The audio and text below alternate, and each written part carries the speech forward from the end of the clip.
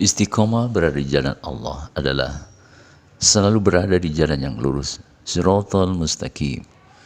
Al-Quran Surat Al-Fatihah ayat 7 telah menerangkan, Shiratal ladzina an'amta alaihim ghairil maghdubi alaihim waladdallin, yaitu jalan orang-orang yang telah Engkau anugerahkan nikmat kepada mereka, bukan jalan mereka yang dimurkai dan bukan pula jalan mereka yang sesat.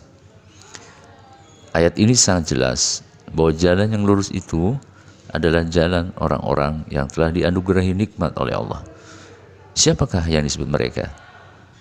Allah yang Maha Mulia lagi Maha mengetahui menunjuk mereka adalah kaum saleh, para nabi dan orang-orang yang setia mengikutinya, dan Rasulullah SAW bersama para sahabat yang setia dan ahlul baitnya yang disucikan oleh Allah, dan kaum saleh sesudah kehadiran beliau di dunia ini.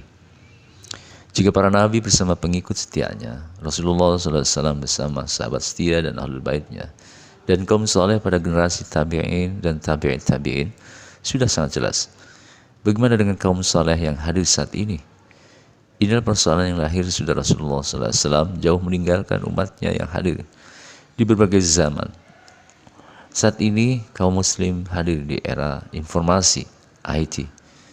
Keadaannya pastilah berbeda dengan saat kaum saleh bersama Rasulullah SAW atau saat era tabi'in dan tabi'in tabi'in.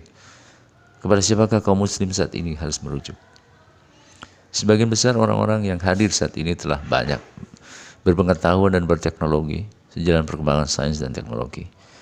Maka pendekatannya pun berbeda ketika memaknai keimanan dan ketakwaan kepada Allah dan Rasulnya SAW.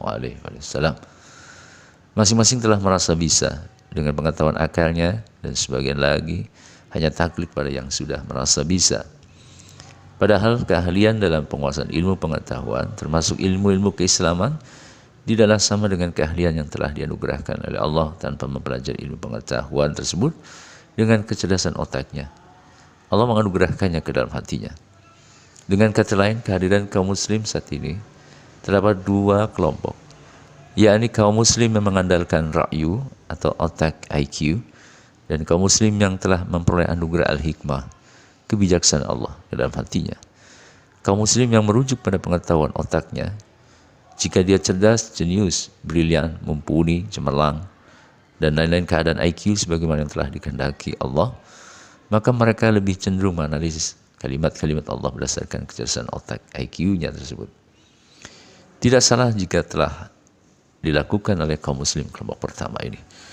Allah yang Maha Pencipta telah menganugerahkan kecerdasan ke dalam otaknya.